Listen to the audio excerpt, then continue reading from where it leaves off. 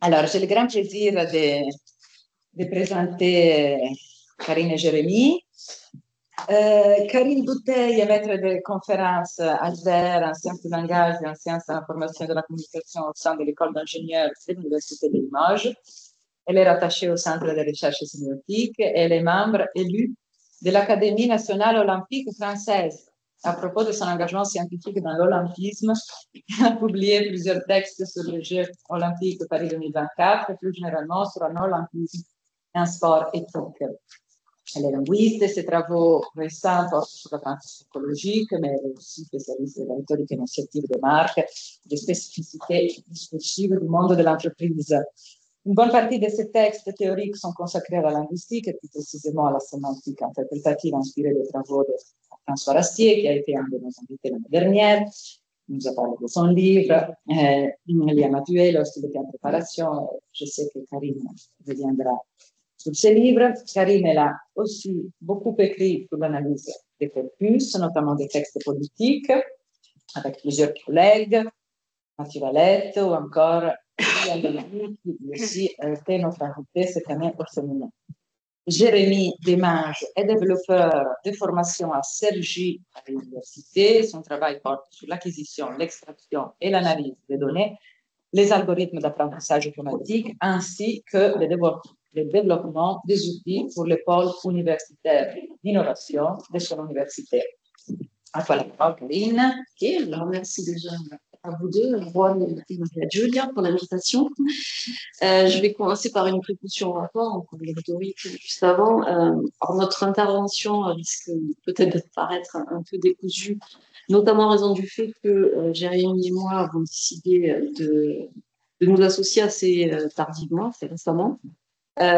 Et nous avons choisi de nous associer pour traiter des usages de l'IA générative, je passe mon chrono, en linguistique appliquée, mais aussi des traces cachées du langage artificiel, c'est à voir ce que va aborder plus spécifiquement Jérémy.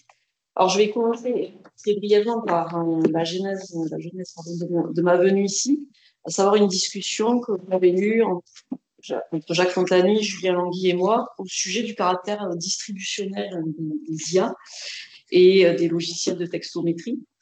Et je vais ainsi débuter cette présentation par une contextualisation en abordant justement les racines linguistiques des IA génératives.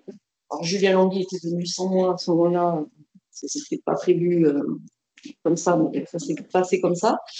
Donc, je fais un petit rattrapage. Et puis, ensuite, j'aborderai les travaux que je mène sur Coubertin. On parlait tout à l'heure de l'Académie nationale olympique française et du comité Pierre de Coubertin. Des travaux qui peuvent bénéficier justement des avancées de l'IA, de l'IA générative. Donc, il ne s'agira pas de diaboliser ou d'essayer de recycler l'IA, mais aussi de voir comment les avancées technologiques peuvent nous aider en linguistique appliquée à analyser de nouveaux observables. Viendra un point davantage critique quand même, qui nous invite à rester vigilants par rapport aux résultats obtenus. Et j'essaierai de ne pas m'y attarder, tellement l'auditoire est un public averti. Donc, effectivement, je ne développerai pas ces aspects-là. Alors, le premier point sur les racines linguistiques des IA génératives, les modèles comme GPT, BERT, TIFIDE aussi, ne surgissent pas de nulle part. Leur architecture s'appuie sur une conception du langage héritée de la linguistique distributionnelle. Le sens d'un mot... Là, c'est les... Oui. Oui, alors le sens d'un mot se déduit de ses contextes d'emploi. Non. Oui, redémarrer plus tard. Oui, à mon avis, redémarrer plus tard. Donc, le sens d'un mot se déduit de ses contextes d'emploi, et cette approche, combinée aux avancées de l'apprentissage profond et aux mécanismes d'assortiment des transformeurs, que j'évoquerai après, permet à ces modèles de traiter le langage humain avec une efficacité inédite, qu'on a déjà commenté. Dans les années 50, on se souvient de la formule d'Harris sur le sens d'un mot qui peut être déduit de ses co-occurrences, c'est-à-dire des mots qui l'entourent dans un corpus plus ou moins étendu. Et cette idée a inspiré les modèles de plongement lexicaux. Donc, il y a quelques exemples ici à l'écran, qui représentent les mots par des vecteurs appris à partir de leur co-occurrence au sein de grands corpus. Cette fois-ci, on n'est pas dans la limite phrastique, bien sûr, des débuts de l'analyse syntaxique des phrases. Rappelons brièvement comment fonctionne cette approche. Vous avez une analyse des contextes. Le modèle va observer les mots qui entourent chaque mot cible dans un corpus, une représentation vectorielle. Chaque mot est ensuite représenté sous forme d'un vecteur construit à partir de ces contextes d'apparition, et puis un calcul de similarité avec une proximité sémantique entre les mots qui est calculée en comparant ces vecteurs. Les représentations vectorielles issues de l'analyse distributionnelle ne sont pas de simples abstractions mathématiques, hein, elles y ressemblent de prime abord. Elles vont alimenter aujourd'hui un large éventail d'applications concrètes. J'ai travaillé aussi en TAL, en traitement automatique du langage. Et parmi les applications que l'on connaît le plus, on a l'extraction de synonymes, de relations sémantiques en repérant les mots qui partagent des contextes similaires. On a aussi la construction automatique de thésaurus, on a la désambiguïsation lexicale, on peut avoir de l'analyse de sentiments également, sur les forums de discussion.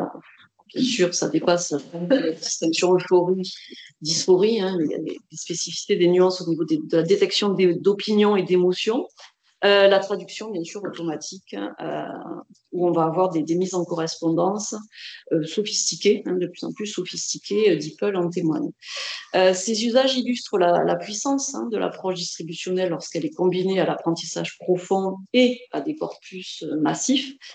Elle ne se contente plus de décrire les régularités du langage, hein, on va avoir une mise au service de tâches concrètes et automatisées. La méthode distributionnelle, elle est particulièrement utile pour traiter de grands volumes de données textuelles et extraire automatiquement des informations sémantiques. Elle est largement utilisée, donc, comme je disais, en TAL. Donc souvent, comme je l'ai expliqué aussi, avec d'autres techniques comme l'apprentissage profond. Alors l'apprentissage profond, Jérémy peut-être en parlera aussi, c'est une approche qui est inspirée du fonctionnement des réseaux de neurones biologiques qui permet au modèle de repérer des motifs. Jérémy parle de patterns, c'est équivalent, de motifs complexes dans les données à travers plusieurs couches d'analyse. Et ces réseaux vont être capables d'apprendre automatiquement à partir de très grands volumes de données. Ils vont ajuster leurs paramètres, ils vont améliorer leur performance au fil des exemples analysés. Et dans le TAL, cet apprentissage profond permet de dépasser les approches purement statistiques. Il ne se contente pas de compter les concurrences de mots, mais ça va apprendre à représenter des relations sémantiques et syntaxiques. À reconnaître des structures de phrases, voire à générer du texte. Et c'est cette capacité d'apprentissage autonome à grande échelle qui a permis l'émergence des modèles de langage récents comme GPT, qui sont capables de produire des textes d'allure cohérente, de traduire, de résumer ou de répondre à des questions d'apparence complexe. Alors, j'ai mis à l'écran les trois modèles qui existent, à savoir les encodeurs, les décodeurs ou la combinaison des deux. Alors, celui qu'on connaît le plus, c'est ChatGPT, effectivement, qui est basé sur GPT, qui utilise la partie décodeur et qui génère du texte de manière séquentielle, en prédisant chaque mot à partir des précédents. Donc, c'est unidirectionnel, ça se fait dans un sens. BERT, lui, va utiliser uniquement la partie encodeur, ce qui va lui permettre de comprendre le contexte d'un mot, alors comprendre entre guillemets, en tenant compte de tous les autres mots de la phrase. Donc, lui, il est bidirectionnel. BERT, lui, c'est donc de la classification, la recherche d'infos, par exemple Google, le moteur de recherche Google, pour mieux comprendre les requêtes complexes, conversationnelles, etc. Donc, il analyse le contexte complet d'une phrase. On dirait qu'une erreur, monsieur. Mais ça, c'est quelques secondes. D'accord. Normalement. OK. Il permet donc d'analyser ce contexte, d'améliorer la pertinence des résultats, des requêtes, etc. BERT, il est aussi utilisé, comme je vous parlais tout à l'heure, de l'analyse de sentiments. Il est également utilisé pour l'analyse d'opinion, la détection de contenus offensants, la correspondance de phrases, la réponse à des questions, la classification de textes, etc. On a également dans les encodeurs et décodeurs, compréhension et génération, T5, qui est très efficace sur des tâches spécifiques de transformation de texte, de traduction, de résumé, mais qui ne va pas égaler ChatGPT en termes de dialogue naturel, de gestion avancée du contexte. Et d'ailleurs, je me suis demandé, j'ai même interrogé les IA pour ça, s'il était possible de concevoir un ChatGPT en utilisant une auto-attention bidirectionnelle et pas uniquement dans un sens. Mais de ce que j'ai compris, alors cela changerait profondément son comportement, ses usages. Et les modèles comme le chat, GPT, produisent le texte un token, un mot après l'autre. À chaque étape, le modèle ne connaît pas encore les mots qui vont suivre, donc il ne peut pas utiliser une attention bidirectionnelle qui nécessiterait de voir à la fois le passé et le futur. S'il pouvait regarder effectivement les mots futurs, il saurait déjà ce qu'il va écrire ensuite, ce qui n'a pas de sens pour une génération mot par mot. Donc cela casserait vraiment la logique séquentielle.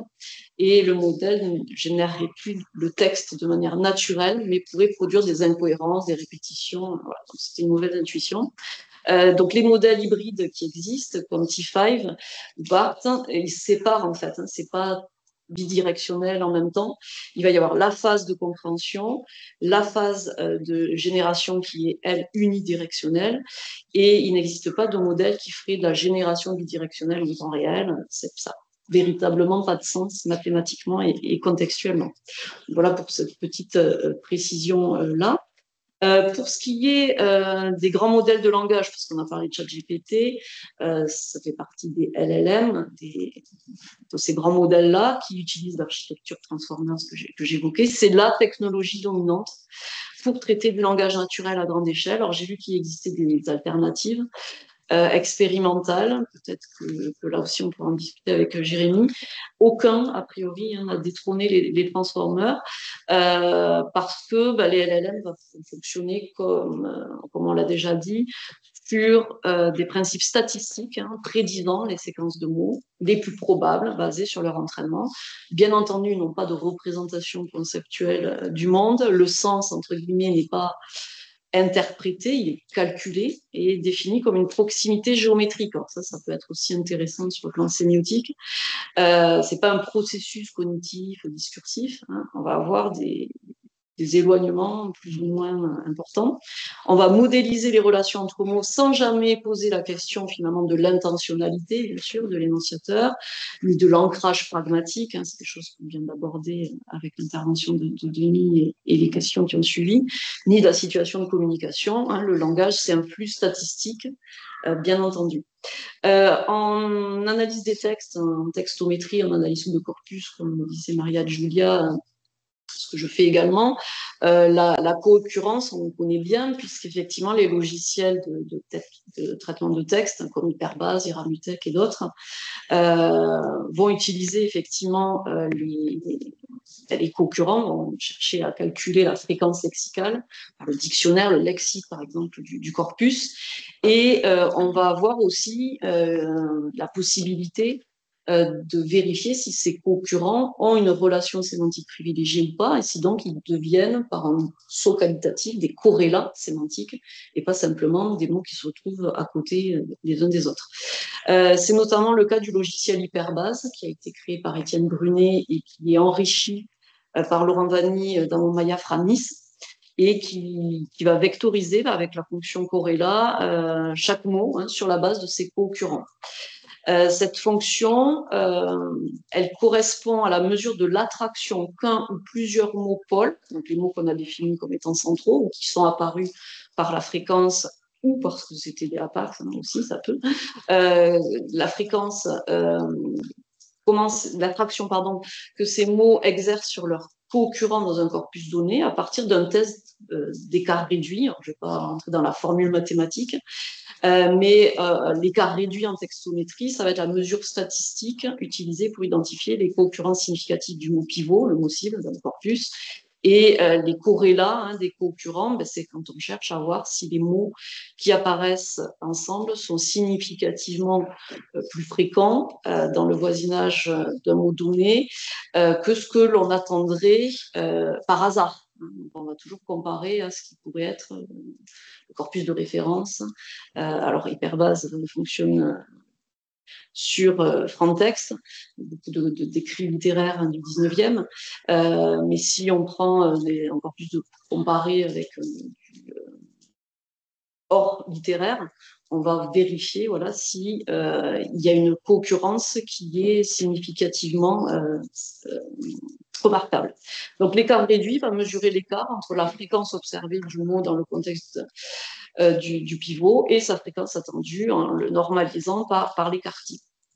Alors j'évoque à titre d'exemple un travail mené par Mathieu Valette, que l'on citait tout à l'heure, dans le cadre du projet Principe, qui est un projet de détection de sites racistes, auquel j'ai participé sur la fin dans les dernières étapes.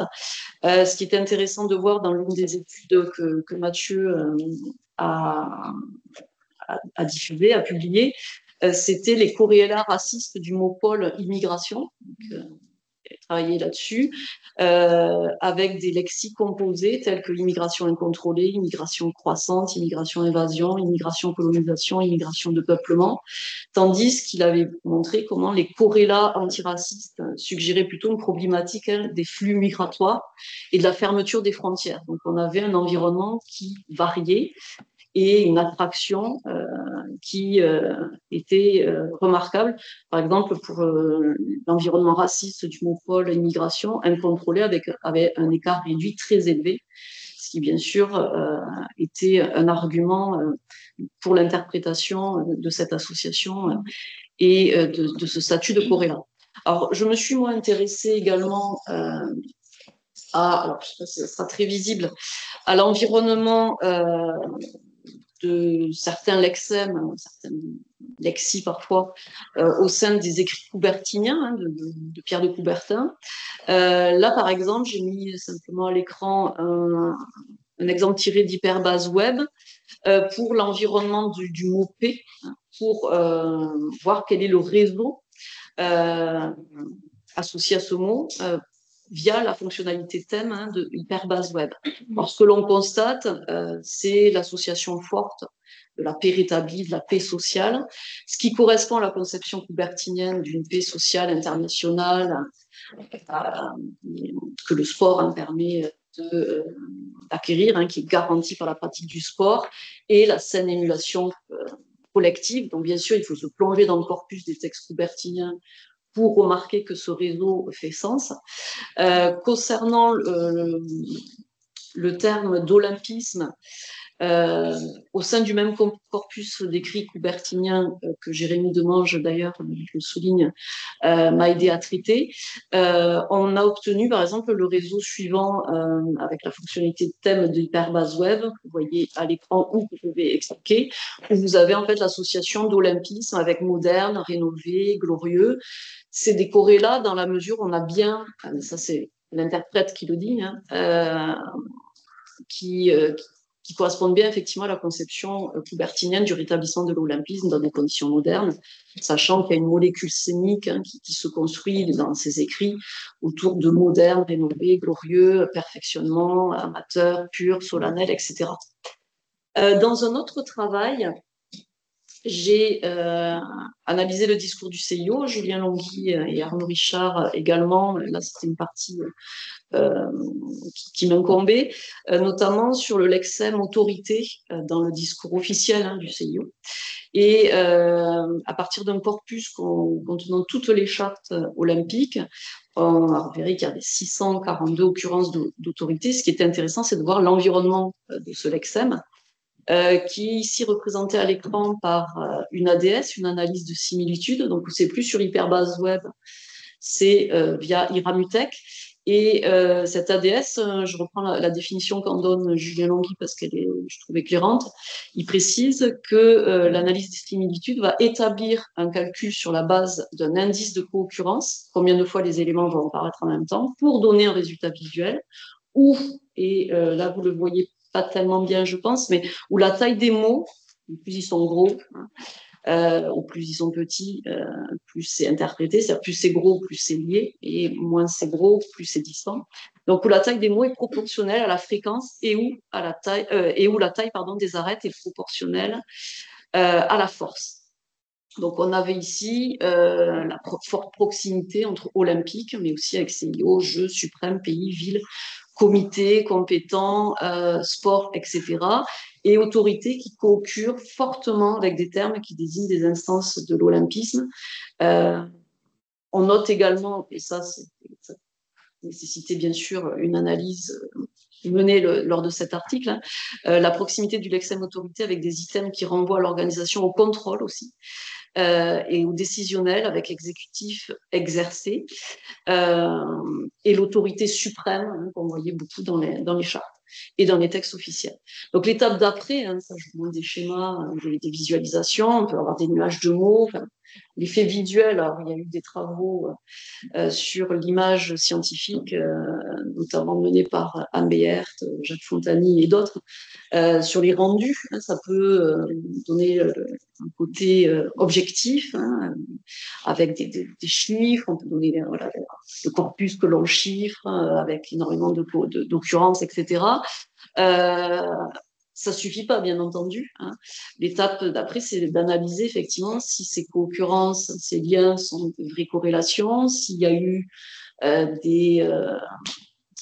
des interprétations erronées, en tout cas, ou pas d'interprétation en fonction du sens des mots par le logiciel, qui lui va juste indiquer des concurrences. Mais un même mot peut avoir différents sens dans un corpus, en fonction de sa place dans le corpus, en fonction de l'énonciateur, et ça, bien sûr, il faut aller voir occurrence par occurrence pour avoir ces nuances-là. Donc, il y a un saut qualitatif qui reste, pour l'instant, soumis au parcours de l'interprète, à ses hypothèses, à ses objectifs, à sa pratique, hein, bien sûr.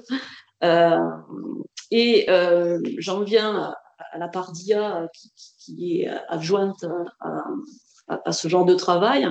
Par exemple, dans mes recherches menées en analyse du discours, en sémantique, je m'intéresse donc aux écrits coubertiniens. Et ce qui m'intéresse tout particulièrement, c'est de retracer la généalogie des concepts de l'olympisme. Je me suis d'ailleurs interrogée dans un premier temps sur l'origine, la légitimité d'ailleurs de l'olympisme à s'approprier des valeurs sociétales, à incarner un instrument de cohésion sociale. Et il y a des motifs narratifs, il y a des scénarios héroïques qui alimentent les discours relatifs à l'olympisme, qui s'appuient sur la dimension historique des jeux, l'Olympie antique, l'esprit chevaleresque qui revient beaucoup dans les écrits coubertiniens, donc l'esprit chevaleresque du Moyen-Âge, sur la conception idéalisée aussi du mouvement olympique qui se perpétue depuis Coubertin, et l'examen minutieux des numéros de la revue olympique, qui est l'organe vraiment de propagande initié par Coubertin, qui s'appelait antérieurement le bulletin du Comité international des Jeux, l'examen aussi des œuvres complètes du baron. Ça m'a permis d'identifier des éléments définitoires de l'olympisme à travers ces propos. Et on y voit voilà, la défense d'un idéal, la rénovation des jeux. On a la dimension morale, le lien étroit entre l'esprit et le corps, c'est le mot eurythmie, que développe Coubertin, et cet olympisme qui est à la fois doctrine, loi, idéal, pédagogie, réforme, religion, il y a le perfectionnement moral, je cite, et même l'épuration morale, ou encore ce que le baron nomme le rebronzage moral et physique de la population, des jeunes mâles qui pratiquent le sport, les femmes, bien sûr, n'y ont pas accès, en tout cas, ça nécessiterait des commentaires à ce sujet. Donc, Coubertin définit même son entreprise de symphonie inachevée, puisque dans son dernier texte, il y a des éléments pour la compréhension globale du projet coubertinien qui associe l'esprit et le corps. On peut l'idée du gymnase antique, on aurait à la fois les arts, à la fois les lettres, la culture et la pratique du sport, le tout étant lié. Alors pourquoi je parle de ça?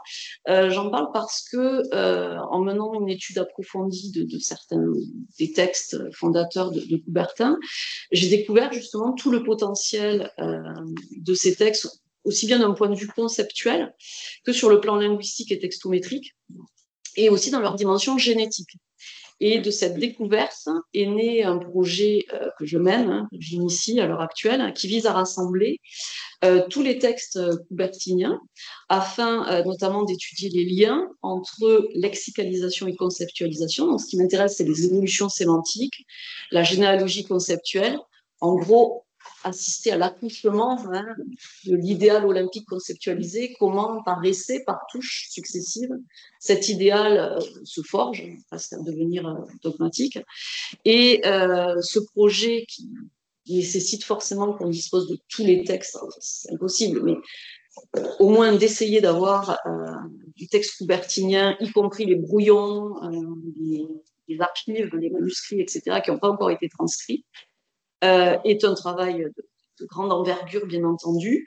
Mais mon objectif, ça serait de caractériser, ça fait écho à ce que Jérémy a présenté, le style du baron. On a parlé de style tout à l'heure, la caractérisation des textes outillés par des logiciels de textométrie existent déjà, mais on peut aller plus loin, effectivement, avec des outils dopés, effectivement, à l'IA.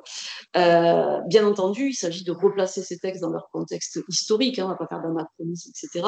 Donc il y a aussi ça qui est important, parce que forcément, quand j'ai commencé à lire les textes coubertiniens, je ne voyais pas les allusions, l'intertextualité, les allusions, enfin, comment dire, les provocations vers ses adversaires, etc. Il y a des subtilités que les lexèmes ne peuvent pas dévoiler.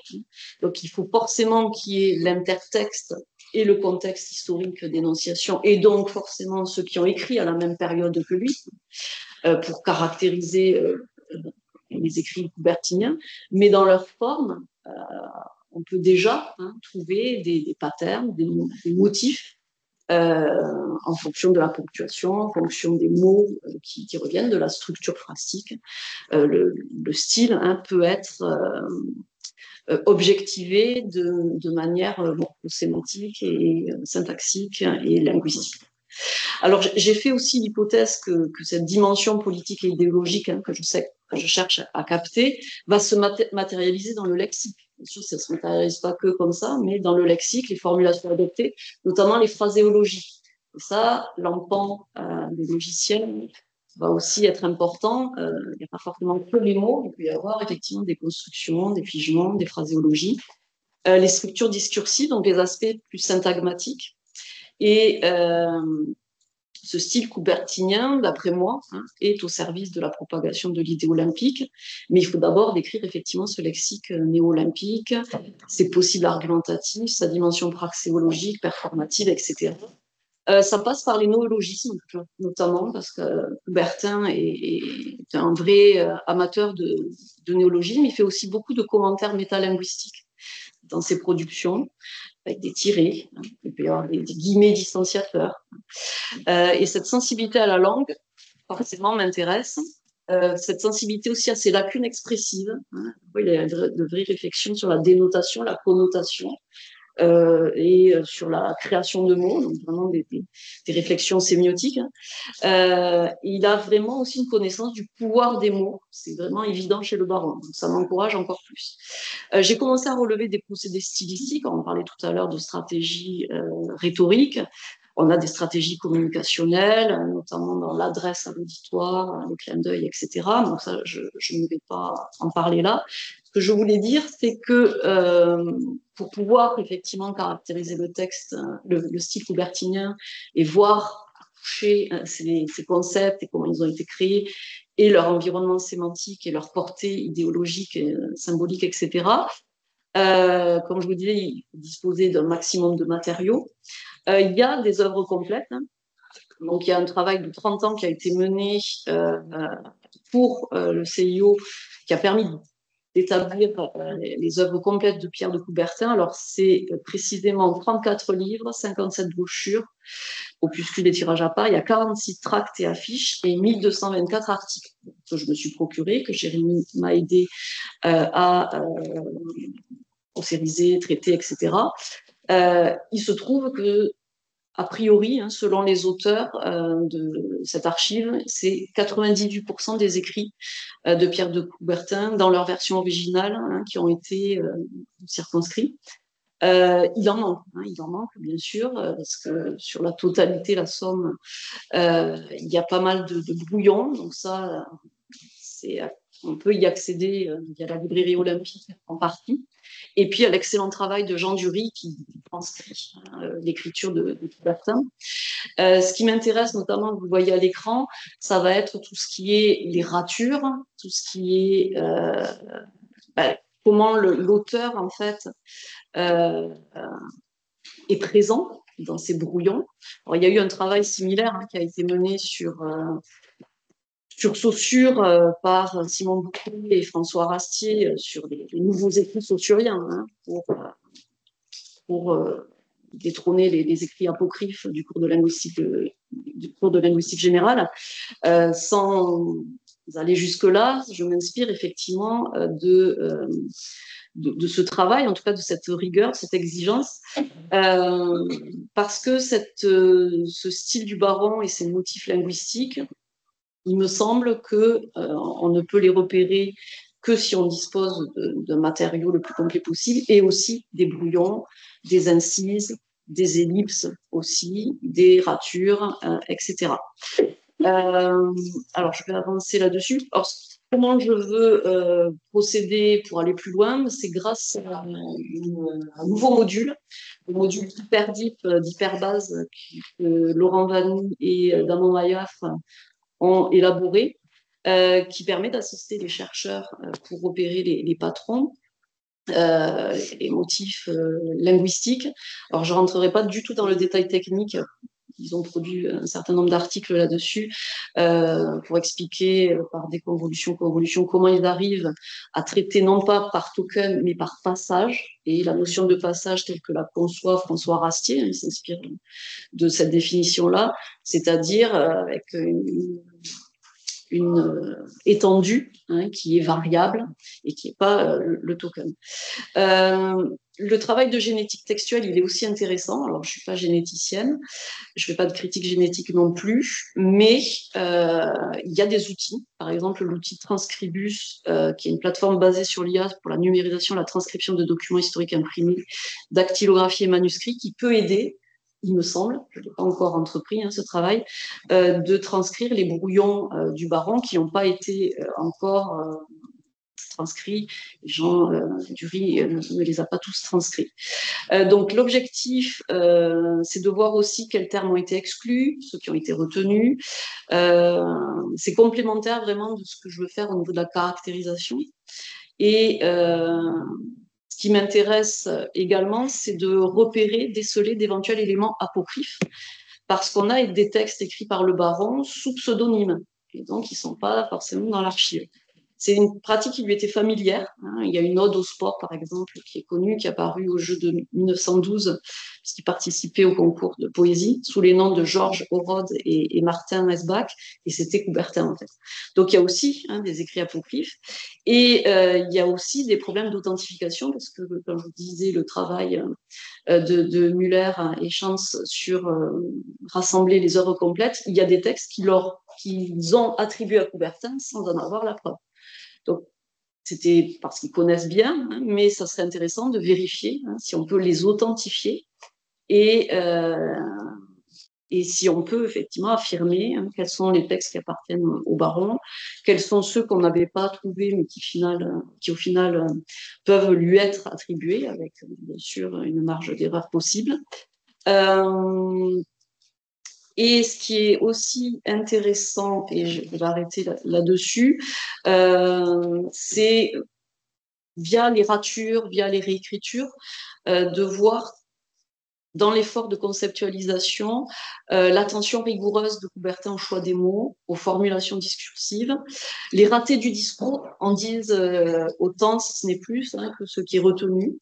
Ça revêt vraiment un grand intérêt, notamment tout ce qui est acte d'autocorrection, les hésitations, les renoncements, les incises.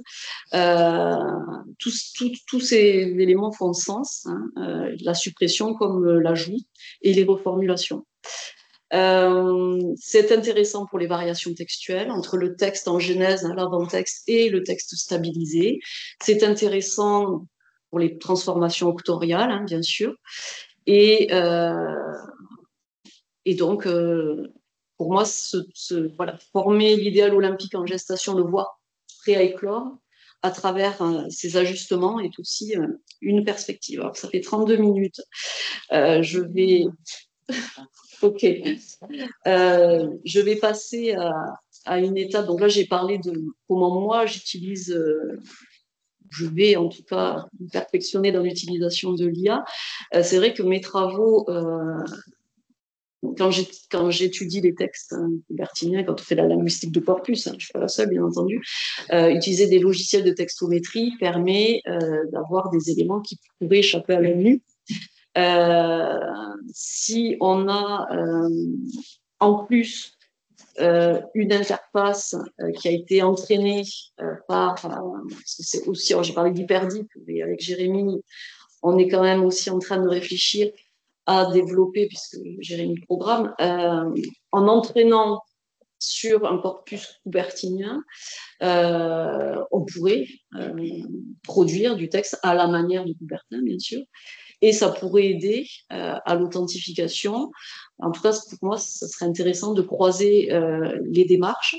Et Jérémy m'a proposé un moteur de recherche, alors il a déjà conçu, pour réaliser des requêtes. Donc ça, il y a une base de données, on va chercher par mots-clés, ça c'est ce qu'il a déjà proposé. Il a proposé aussi une extraction des résultats au format TXT, et même on peut déjà les soumettre à l'analyse sous Iramutech.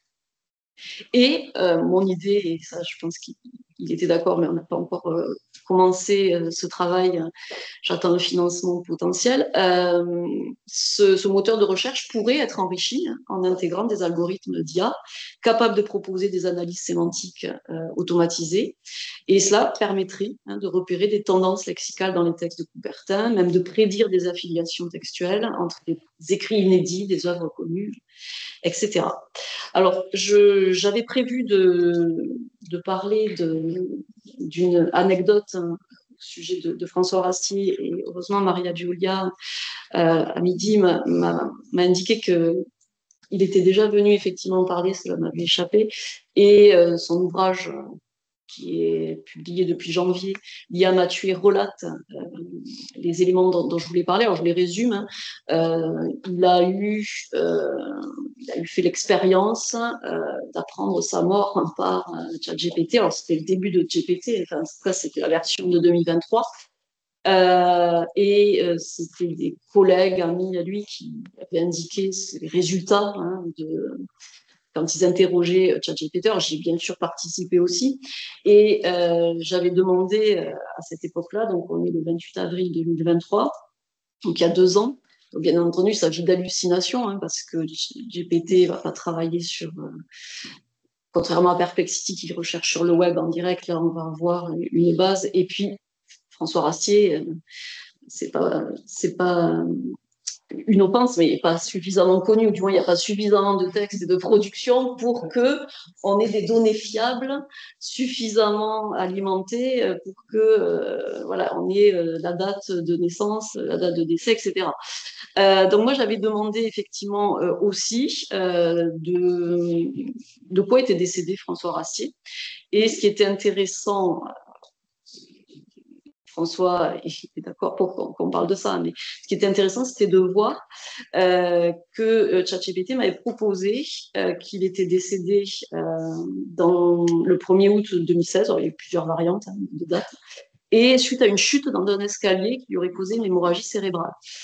Là où c'est intéressant, c'est que François Rastier a beaucoup travaillé sur Primo Levi, Ulysse Auschwitz, il a beaucoup écrit, et Primo Levi, lui par contre, a été retrouvé, alors il se suicide, mais dans un escalier, il aurait chuté. Donc il y a eu un amalgame, sur production, sur interprétation, une hallucination en fait, tout simplement. Là où je m'étais amusée, c'était de voir qui étaient les collègues qui lui avaient rendu hommage. Donc, bien sûr, GPT m'avait dit que oui, il y avait beaucoup de collègues, d'étudiants qui lui avaient rendu hommage. J'avais demandé lesquels. Vous voyez que c'était la curiosité un peu d'enfant. Donc Jean-Michel Adam a publié un hommage. Dans la revue Langage, alors il reprend bien sûr des revues qui existent, des choses probables en fait. Vittori, on avait la revue Scolia, on avait également, il y a des sémioticiens aussi, on avait Jean-Marie Klickenberg. On a des textes In Memoriam, hein, etc. Semiotica comme revue, Alain Bérard-Donner. On a le journal Le Monde. On peut avoir des articles aussi dans de la presse. Et puis, on avait également Jean-Pierre Desclés. On a Michel Charol, Dominique Ducard. Enfin, vous voyez, il y a beaucoup de...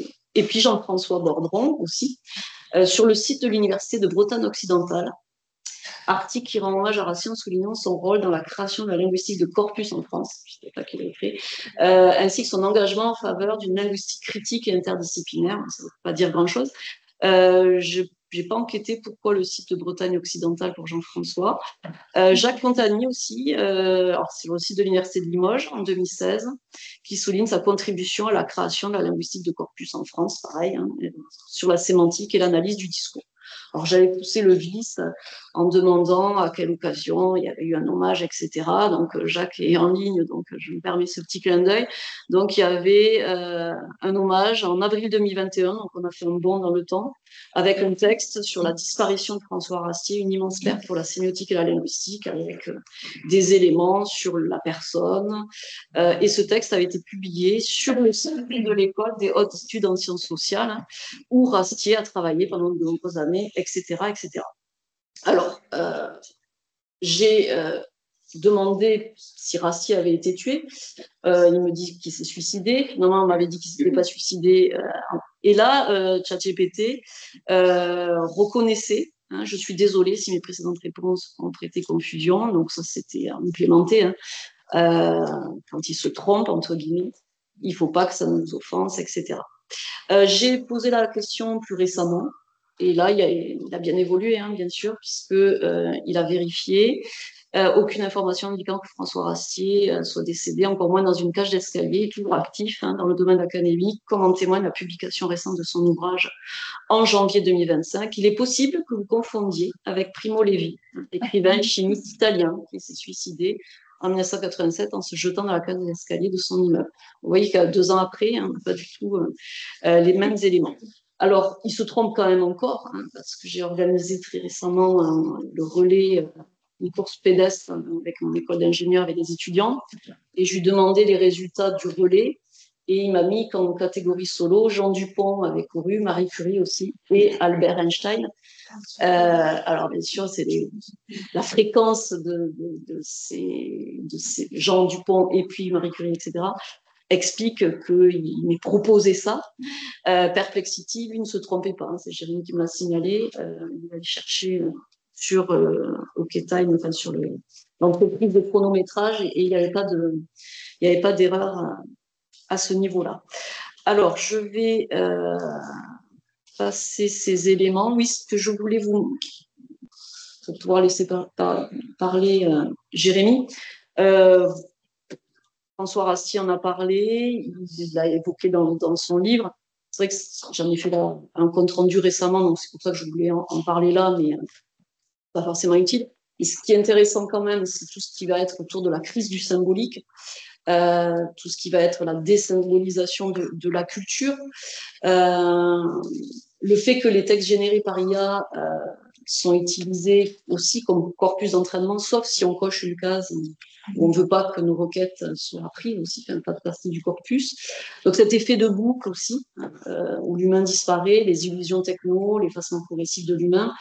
Donc tous ces éléments ont été largement déjà discutés, donc je ne vais pas m'y attarder. Ce qui m'a intéressé dans l'ouvrage de Rastier, c'est, on en parlait tout à l'heure, de relations amoureuses. J'ai lu aussi cet article et des étudiants ont travaillé sur ce sujet. On peut même aussi effectivement s'immortaliser et puis parler à des défunts et puis entretenir une vraie discussion. Et puis il y a aussi ce transhumanisme, hein, cette quête d'immortalité, de transcendance, de fusion entre l'IA et les cerveaux qui est intéressante. Donc je ne vais pas détailler cela, peut-être que l'on en discutera. En tout cas, en préparant ce séminaire, je me suis rappelé d'un autre compte rendu que j'avais fait sur la sémiotique des cultures, l'ouvrage de Rastier et Bouquet.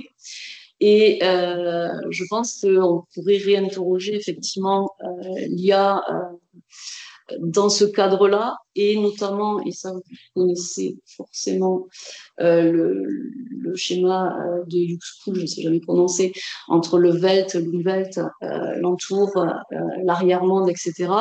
Alors j'avais beaucoup de choses à dire, mais je vais dire uniquement l'essentiel. Effectivement, pour ce qui est du couplage, l'interaction de l'individu de l'environnement, on a aussi une corporéité biologique. Je n'ai pas trop le temps de détailler ici non plus, mais Damasio développe aussi la notion d'homéostasie.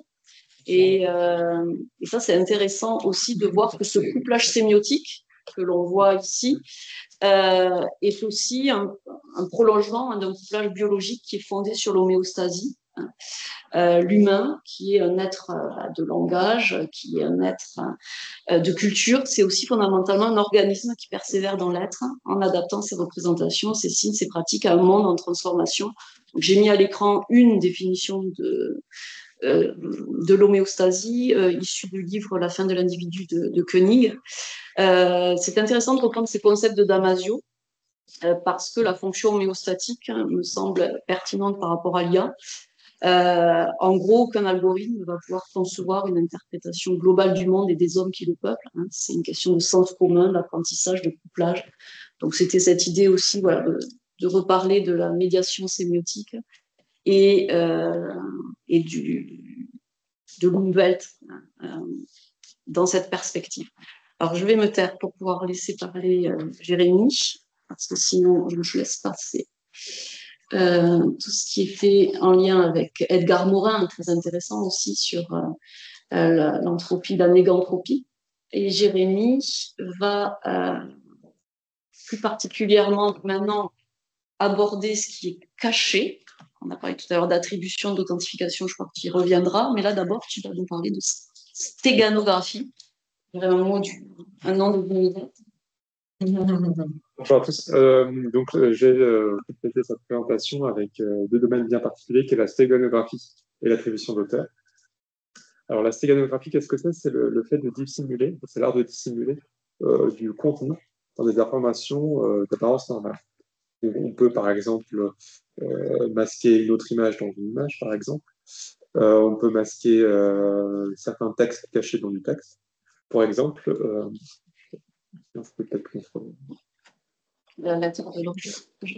pour exemple, un exemple de stéganographie littéraire, qui est une lettre assez connue de George Sand, faite à Alfred de Musset. Donc, je vous laisse lire le texte. Et en fait, ce texte en fait, a un double sens. Et en fait, ce double sens-là peut être trouvé en fait, en lisant qu'une ligne sur deux. J'avais parlé. Tu as la main, toi. Tu as la main. Oui, j'ai la main. Donc ça, c'est un exemple de stéganographie littéraire. Donc, on peut masquer certaines informations, bien sûr, ces cas-là, en lisant une ligne sur deux. Mais ça peut être, par exemple, de lire les premières lettres de chaque ligne, par exemple, ce qui n'est pas le cas ici. Mais... Ah, tu as pris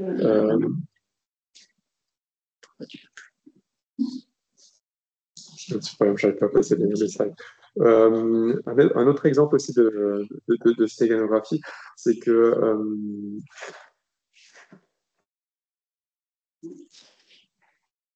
ça passe pas. Non, mais ça peut être un peu large parfois. Ah oui, c'est mais par exemple, ça synchronisme. Autre cas de stéganographie que j'appelle les yellow dots, c'est sur chaque document qu'on imprime, certaines imprimantes vont utiliser des points jaunes un peu invisibles à la vue. Et en fait, en appliquant un filtre bleu, on peut identifier par exemple avec quelle imprimante ça a été imprimé et à quelle date, avec quelle date.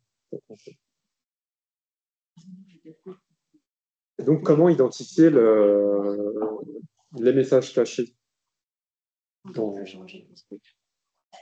images, dans le texte? Quelqu'un veut le faire. Je vais voir. Hein.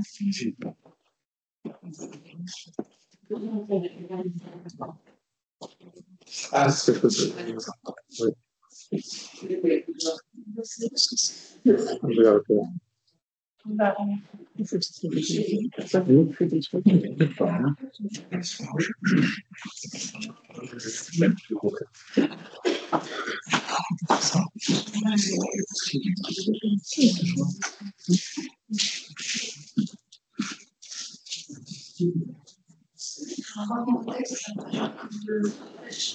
Il faudrait le faire.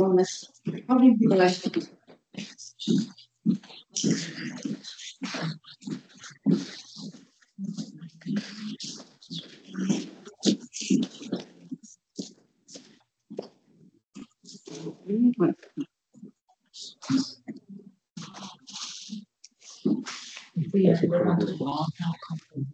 Non, on reprend vraiment pas.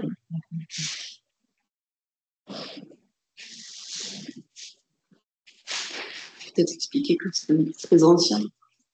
La stéganographie, ça existe depuis des millénaires déjà. En fait, on utilisait des techniques de stéganographie. Par exemple, les rois, les reines l'utilisaient pour donner des instructions en temps de guerre aussi, pour pas que l'ennemi puisse interpréter les informations, ou masquer en fait certaines données. Et après, vu le chiffrement qui a évolué. Le déchiffrement, c'était avec le César, avec le chiffrement César, où, c'est-à-dire, au lieu d'écrire un A, on écrivait un B, au lieu d'écrire un C, on écrivait un B, avec une rotation, en fait, de chaque lettre. Ça marche.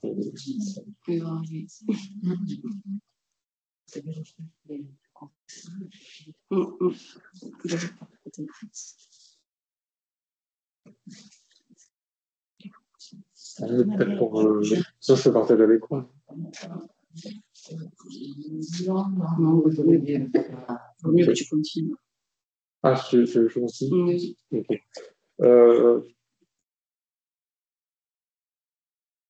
Alors, comment identifier les messages cachés dans du texte? Okay.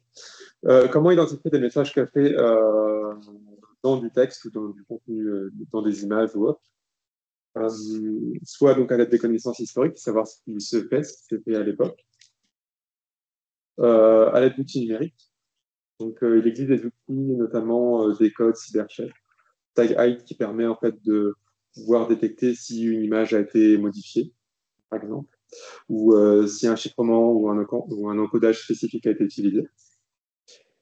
Et est-ce que l'IA générative peut justement identifier certains messages cachés? On a mis à l'épreuve l'IA avec un exemple simple en lui disant quel est le message caché de ce texte. Là, j'ai utilisé le cas du texte de la lettre de George Sand qu'on a vu tout à l'heure. Et là, du coup, dans son interprétation, il a certaines logiques de stéganographie, mais l'IA n'a pas détecté qu'il fallait lire une ligne sur deux. Et d'ailleurs, elle dit même qu'en résumé, ce texte est un faux message d'amour. Donc, pourquoi il y a des hallucinations sur pas mal d'articles liés à la stéganalyse, on parle de problème de cover source mismatch. Ça veut dire que les données d'entraînement ne sont pas les différentes en fait des données qu'on va lui donner en fait pour tester l'IA. C'est-à-dire que justement dans la stéganographie, on va toujours vouloir se dissimuler et changer un petit peu les méthodes, changer les logiques. Et donc du coup, l'IA lui va suivre un petit peu des logiques générales et non des logiques qui vont être peut-être plus spécifiques. Il peut aussi y avoir des limitations techniques au niveau des images. En fait, au niveau de la stéganographie, on peut cacher des messages dans certains pixels. Et parfois, certains outils en fait, vont compresser cette image avant de la fournir en fait, à l'IA générative. Donc, on va perdre de la donnée. Alors que dans ces données-là, initialement, on aurait pu retrouver, par exemple, des messages cachés.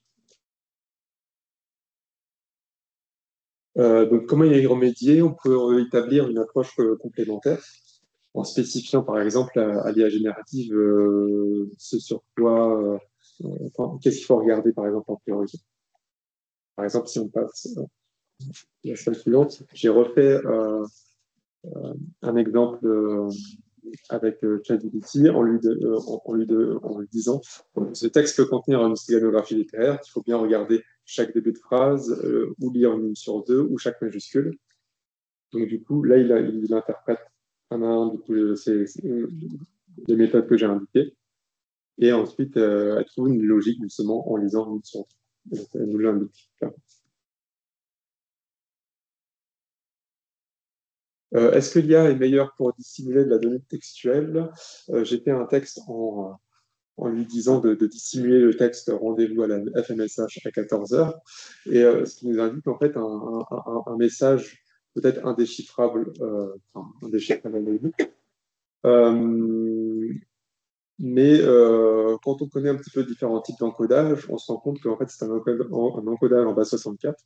Et quand on regarde bien d'autres outils comme par exemple Cyberchef, là en fait j'ai donné directement les données qui étaient censées être chiffrées à cet outil-là. Et en fait, il a repéré que c'est un encodage qui est de base 64. Un encodage, c'est comme un encodage ASCII, ASCII, un petit peu utilisé en général. Oui. Toute la fin de nos phrases. Ok.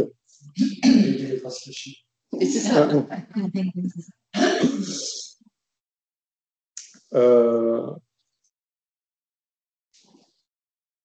Donc, du coup, on voit que au niveau de la création d'images, de textes chiffrés avec l'IA, au premier abord, ça ne nous donne pas de bons résultats, mais comment y remédier?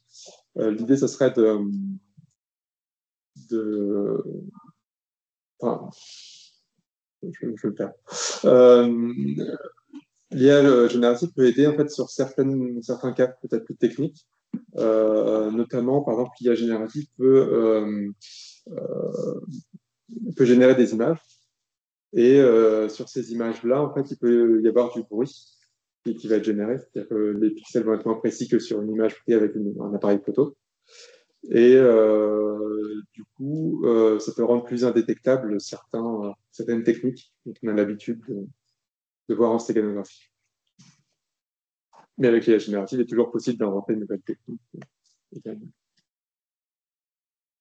Là, j'ai passé un autre cas qui est avec d'autres exemples avec l'attribution d'auteur. Donc, à l'époque, j'avais travaillé à l'Institut des humanités numériques avec Julien Langui. Et on avait développé un modèle en machine learning qui essayait en tout cas de permettre de pouvoir identifier et de retrouver en fait un auteur d'un texte à travers des exemples d'autres textes qu'on a de cet auteur.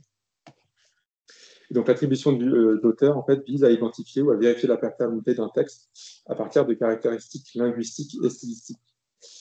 Donc on a fait également des comparaisons de styles avec une approche de stylométrie. Donc comment on a fait pour réaliser ce modèle-là à l'époque? Premièrement, on avait identifié pour entraîner le modèle différents auteurs avec des textes. La deuxième étape, c'était d'extraire justement les caractéristiques stylométriques, c'est-à-dire les nombres de mots, les longueurs des mots, les fréquences, les anagrammes, les caractéristiques lexicales, par exemple l'utilisation des virgules, etc. Syntaxique ou sémantique. Et ensuite, il y a eu la création de modèles. On avait utilisé un modèle de type CNN et LSTM. Je ne rentrerai pas dans les détails. Et justement, avec l'IA générative, est-ce qu'on peut réécrire un texte pour être plus invisible? Là, j'avais utilisé l'interface. Alors ça, c'est OpenAI, mais c'est directement en fait l'API d'OpenAI qui permet en fait de modifier certains paramètres. En fait, il y a un paramètre qui est la température. En fait, plus elle est proche de 0, les résultats sont les mêmes en fait si la température est à 0. Et plus la température est proche de 1, plus l'IA va, en fait, si on repose la même question, les résultats sont différents en fait à chaque fois. Et donc là, du coup, pour le test, j'ai mis la température à 0. Et du coup, j'avais donner comme exemple, peux-tu réécrire ce texte à la manière d'un journaliste, par exemple? Et là, j'ai donné une phrase, et il nous l'a réécrit d'une certaine façon. Et si on voit que si on modifie, donc si je retente par exemple la même requête avec une température à 0, le résultat sera identique. Et si, par exemple, dans mon texte, je modifie là, je l'ai mis au début dans un contexte, etc. Et là, quand j'ai juste modifié dans le contexte, ça modifie toute la phrase en toute cible. Juste un. Ouais, juste avec un mot, en fait, ça peut modifier le reste des phrases qui sont générées. Et donc, du coup, est-ce que notre texte est anonymisé dans ce cas-là? Donc, effectivement, certaines caractéristiques stylométriques sont bien masquées, parce que les nombres de mots par phrase vont être différentes, et d'autres termes vont être employés, etc. etc.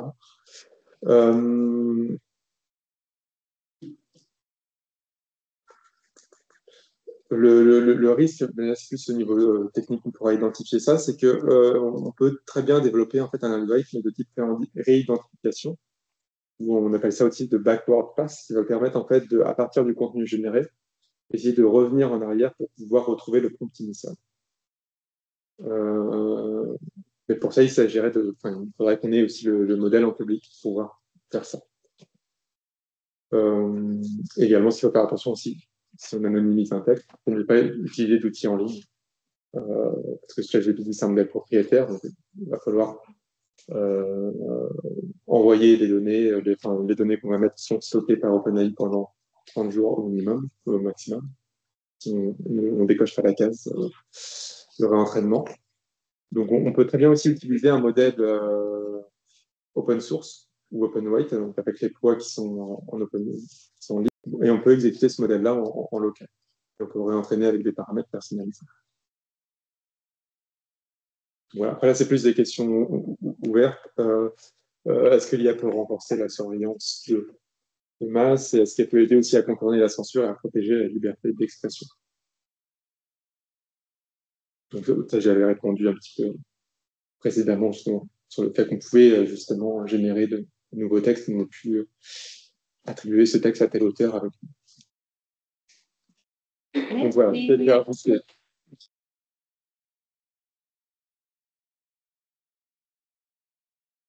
Merci beaucoup à tous les deux. Alors, moi, oui, une ou deux questions qui sont peut-être un peu des curiosités, vu que je ne connais pas forcément très, très bien, disons, la textométrie, etc. Alors, quand tu nous as montré les premières, je parle à toi, hein, Karine, et quand tu nous as montré les premiers nuages, disons, des mots, justement, je me posais la question comment lier ces mots. C'est-à-dire comment étudier la texture discursive entre les mots de chaque discours, que ce soit un discours raciste, antiraciste, ou que ce soit un discours plus autorial comme dans le cas de Pierre de Coubertin. Parce que, par exemple, je me dis, oui, une fois qu'on a les mots, ensuite, quand tu as poursuivi, tu vas parler de travailler par passage, travailler par morpho sémantique, par syntaxe, ok, mais justement, des questions qui me sont venues à l'esprit quand tu as rencontré ces nuages-là, et aussi les chemins discours raciste, discours antiraciste, je me suis dit comment ce modèle, comment cet algorithme traite, par exemple, la question de l'ironie ou de la négation. Parce que, disons, dans beaucoup de textes antiracistes, il peut y avoir, disons, des citations, mais aussi un remaniement en utilisant les mêmes mots que les textes racistes. Donc, par exemple, comment repérer quand l'ironie se regarde ou qu'on nie certaines valeurs ou certains termes. Et ensuite, tu as parlé, bien sûr, ça m'a beaucoup intéressé, la question du style du baron, et donc, on ne fait pas exclusivement des analyses, disons, des occurrences, mais aussi on fait des analyses plus fines. Et je me posais la question, mais une fois que vous avez visualisé, mettons, le style du baron, est-ce que cette visualisation-là vous permet d'identifier son style par rapport à d'autres visualisations, d'autres personnages de son époque, ou peu importe. C'est-à-dire la visualisation est suffisante, la schématisation, la visualisation est suffisante pour rappeler la texture du style, la texture discursive de la personne. Et puis, oui, bien sûr, ça m'intéresse aussi la question des ratures, des suppressions, etc. C'est difficile d'imaginer les processus, comment on peut étudier effectivement les réécritures, etc. C'est difficile de se faire une idée si on ne suit pas le processus, disons. Hein? Donc, bon, je ne sais pas si tu peux nous en dire un peu plus. Oui, et puis en plus, les brouillons ne sont pas forcément destinés à être lus. Donc forcément, c'est un peu une trahison, mais c'est quelque part, on accède à un avant-texte qui n'avait pas lieu d'être découvert. Donc, c'est une interprétation des gestes énonciatifs, de réécriture et de choix qui intervient, mais est-ce que c'était en lien avec l'intentionnalité réelle de l'auteur? Il ne pourra pas effectivement le dire, et puis c'est pas l'objectif, effectivement. Donc, par rapport à tes questions, déjà sur l'ironie, la négation, c'est bien sûr très intéressant. On pose aussi cette question aux IA. Alors, Jérémy, peut-être plus techniquement, pourrait répondre, on va peut-être le faire. Tu pourras voir, notamment je pensais aux textes racistes, antiracistes, notamment les sites racistes n'employaient jamais les mots qu'on s'attendait à voir. Au contraire. Par contre, ils étaient repérables avec des balises HTML, avec de la ponctuation, avec une certaine typographie, avec l'utilisation des majuscules et avec de l'ironie. Mais ça, effectivement, pour le déceler, il fallait se plonger dans le texte. Par contre, sur les balises, on pouvait le repérer automatiquement. Pour ce qui est de la proximité des mots, les associations de mots, donc tu parlais de nuages, d'analyse des similitudes. Il y a les nuages de mots, il y a l'analyse des similitudes. Les nuages de mots, effectivement, c'est biaisé parce que tous les mots sont sur le même plan, c'est pas forcément s'ils sont liés ou pas entre eux, c'est la visualisation qui les met ensemble, mais c'est artificiel. L'analyse des similitudes, alors je sais pas, si toi tu peux expliquer techniquement, enfin, par rapport aux arêtes et tout ça, enfin, ça va. Plus les mots sont liés entre eux, voilà, en gros. Donc après, il faut effectivement vérifier si c'est le même mot, le même lexème, mais pas forcément le même sémène en fonction du contexte. Pour la négation, je ne saurais pas répondre.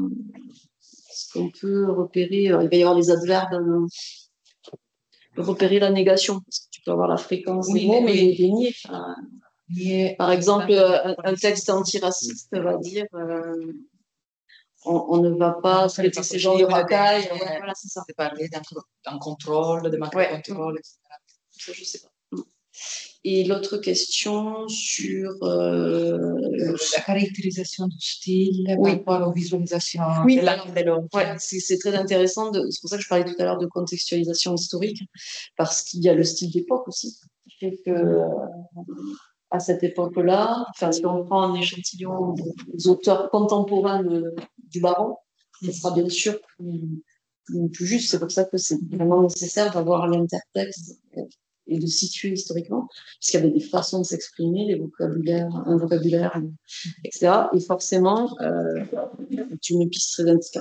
Ça m'intéresse aussi de comparer. Pour mieux caractériser, effectivement, c'est par la démarche comparative. Donc, comparer ses contemporains, ses adversaires, voir effectivement comment se noue un dialogue subliminal parfois, enfin, on ne peut pas repérer a priori, entre les adversaires, les défenseurs de Coubertin. Donc, à voir. Vous comparez la schématisation. Et la schématisation, d'accord. La visualisation en tant que schématisation, résultat de l'analyse. D'accord, ok. Oui, effectivement, ça sera à faire. Oui, de repérer, quand on caractérise, comparer les visualisations d'auteurs différents. Oui, ok. Merci beaucoup. Alors, Rossane, à toi la parole. Merci beaucoup pour vos interventions.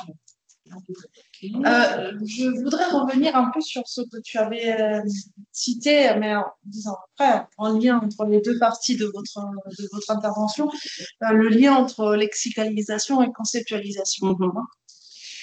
Donc, tu disais que voilà, tu travaillais sur, tu ouvrais en fait ce travail, cette piste en fait de travail. Et donc, je me posais la question, comment en fait la proximité lexicale intervient dans ce travail-là. Je reformule. Quand il y a une proximité de mots ou de fréquences, celle-ci, elle peut devenir un indice de, voilà, comme vous le disiez tout à l'heure, autoréalité, de style, de repérage, etc. Et en même temps, elle peut être la raison, donc le critère d'une hallucination. C'est-à-dire que la coprésence ne veut pas dire forcément, c'était le cas justement de Primo Levi et de François Rasset tout à l'heure. Donc, ma question est double. D'un côté, quel va être le rôle de la proximité lexicale quand il s'agit de retrouver justement des concepts et des idées, mais en passant par des mots qui peuvent être des filtres positifs ou négatifs. Donc, comment elle agit? Et disons, du côté un peu plus technique, comment la proximité lexicale, est-ce que la proximité lexicale finalement devient aussi un outil de repérage des hallucinations ou pas?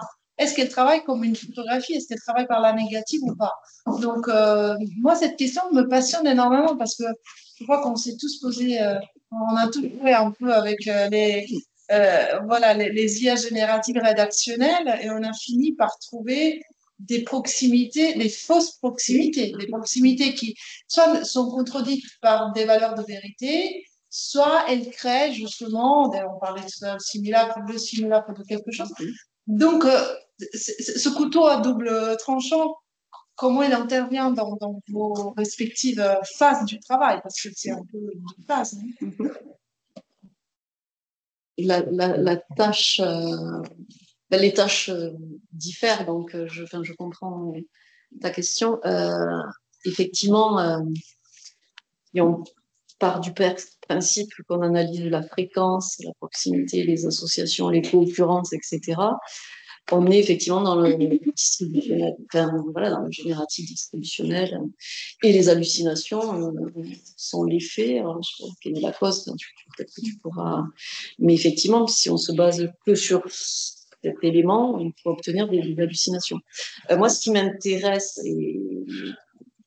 c'est de trouver effectivement des associations lexicales, voir des phraséologies, des expressions, de voir comment le sémantisme évolue jusqu'à devenir quelque chose qui fait partie du dogme, qui est tellement récurrent, qui est tellement associé aussi à un imaginaire que ça devient un concept. Mais ce que tu dis est très juste, c'est-à-dire à partir de quand des mots associés ou un terme devient un concept, là il y a effectivement une dimension qui relève pas de la lexicologie. Enfin, on est au niveau du symbolisme, des représentations, du sens et du projet coubertinien avec son idéal. Et donc, c'est plus lié à l'idéologie. Mais c'est vrai que la fréquence et les associations, le lexique, malgré tout, la verbalisation passe aussi par les mots employés. Donc forcément, quand on analyse les écrits coubertins, on passe par les mots qu'il emploie, à quel niveau ils sont associés, quels sont les plus fréquents, comment ça évolue aussi, il y a des disparitions, etc.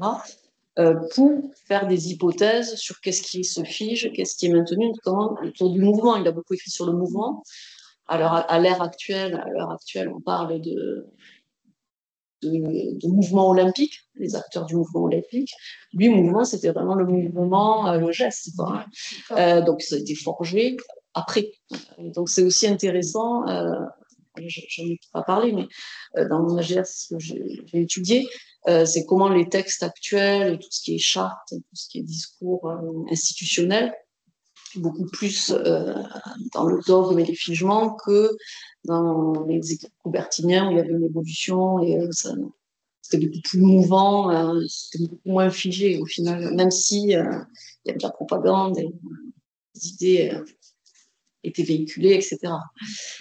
Par contre, oui, sur les hallucinations, c'est un effet de la fréquence.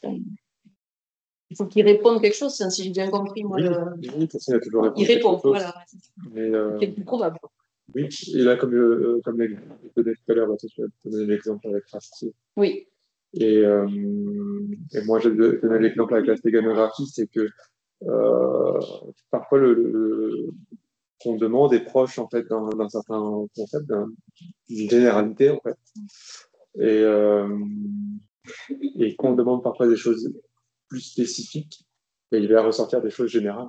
Et c'est ça, type Einstein, Capot. Voilà, par exemple. Voilà. Très bien, merci. Alors, on a une question Oui, c'est une petite demande d'information. de Noël Barthes. Karine, à un moment, vous avez parlé du repérage des motifs complexes et vous avez dit ça n'est pas seulement statistique, mais vous n'avez pas dit comment ça se faisait. Et moi, j'aimerais bien savoir comment c'est les fameux patterns. Parce que j'imagine que ça touche à une dimension propositionnelle. Il y a effectivement, mais il y a aussi dans les comment dire. Tout à l'heure, on parlait de disposition. Il y a la tactique aussi. Dans l'agencement textuel, c'est aussi intéressant de voir à quels endroits sont placés certains éléments. Donc là, on n'est pas que dans la statistique. On va être effectivement dans du repérage du choix et de l'ordonnancement. Donc, si on reprend moi, j'ai aussi travaillé en rhétorique, ce qui c'est aussi intéressant de voir l'élocution, le choix des... Parce que Coubertin fait beaucoup de figures de style, il utilise beaucoup à l'époque, c'était fréquent aussi. Donc, c'est intéressant de voir les hyperboles, de voir les prosopopées aussi, de parler. Donc, l'élocution est très intéressante, mais la disposition aussi, à quel moment ça intervient dans ces discours, comment on y va crescendo, parfois l'argumentation, le choix des arguments.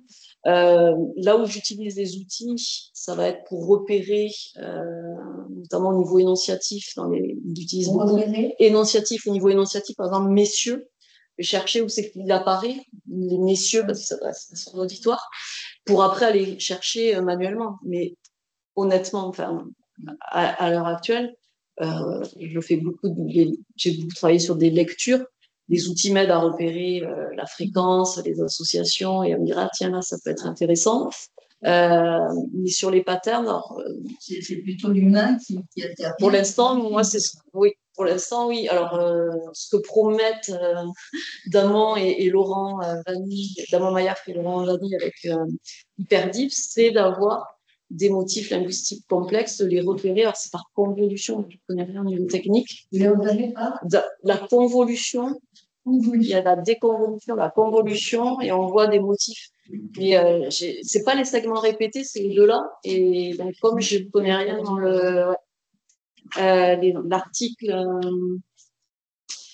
l'article de Vanni, je vais.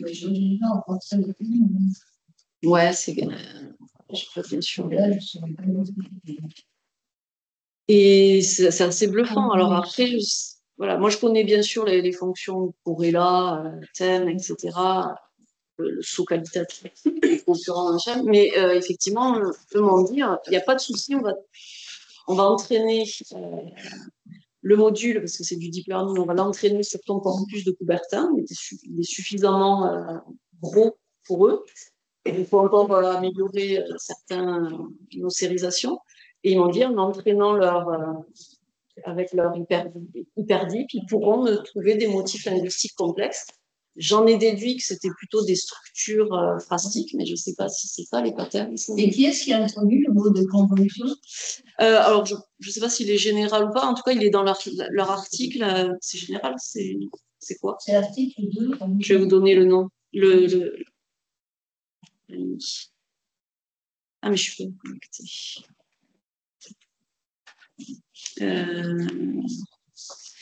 Bon, vous me cherchez sinon sur, ouais. C'est Laurent Vanni et Damon Maya, VA2NI. Lui, il est ingénieur, informaticien, et Damon Maya, il est linguiste. Il fait de la textométrie et ils sont tous les deux à base corpus langage à Nice. Mayaf, donc Damon D-A-M-O-N et Mayaf M-A-Y-A-2-F-R-E. Alors, il y a celui-ci aussi, effectivement. Ouais, il y en a un qui est très technique, il y en a un avec Damon. Et puis, ils ont dirigé un ouvrage aussi. Ils ont dirigé un ouvrage, là, et l'introduction, elle est très... Mais je ne saurais pas le définir, je ne sais pas si toi, tu sais. Je ne me souviens pas le titre. Et tu saurais définir la convolution? Non, techniquement. Ouais, moi, c'est pas sûr. Je crois que c'est une complexité par strate, mais je n'ai pas compris. Oui, des cours qui vont parler, mais on va y arriver, en fait.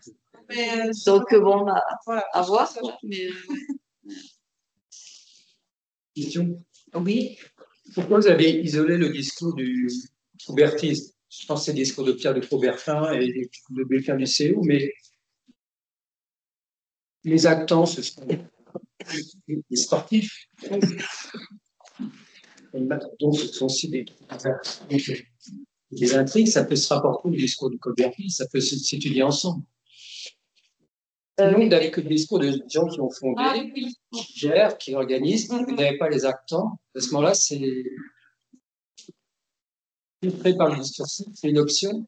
Alors qu'aujourd'hui, avec différents procédés, on pourrait les relier.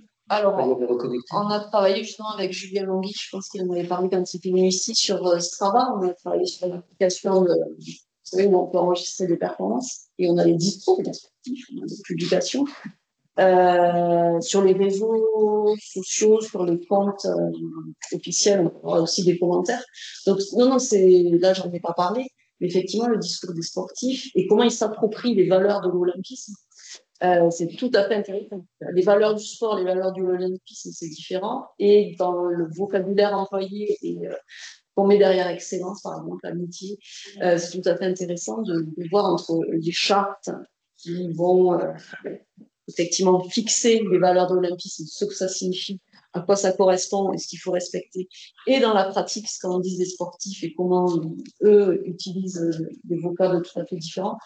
Oui, c'est tout à fait intéressant de voir l'évolution des valeurs dans le discours. Au final, on a deux types de discours. Le discours des fondateurs, leurs valeurs de base, différents credos. Le discours en performance, en termes d'activité. Tout à fait, oui. Mais bouge, oui. Ça fait penser à langue parole. Oui, on a effectivement des choses. Oui. Il y a effectivement tout ce qui est discours institutionnel et puis les usages. Ce qui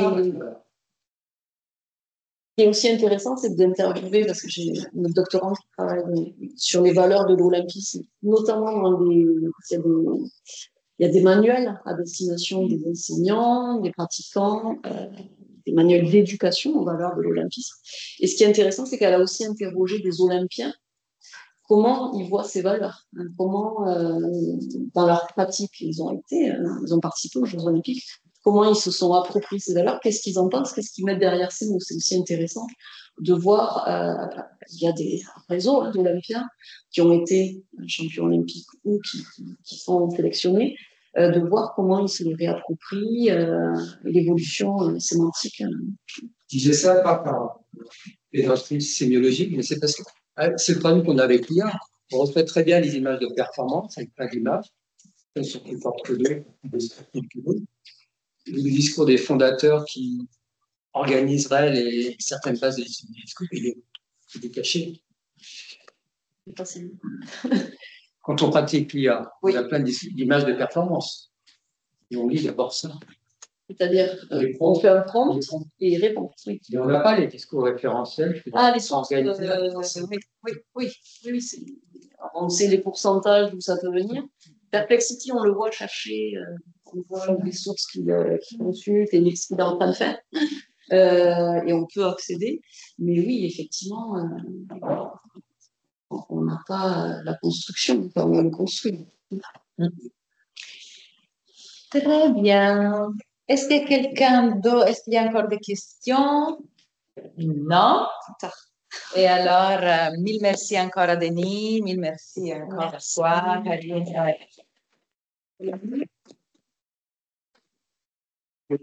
On se voit dans 2 semaines avec l'intervention d'Anne Beillard de l'AN et d'Andrea Pinoffi. À bientôt, bonne soirée.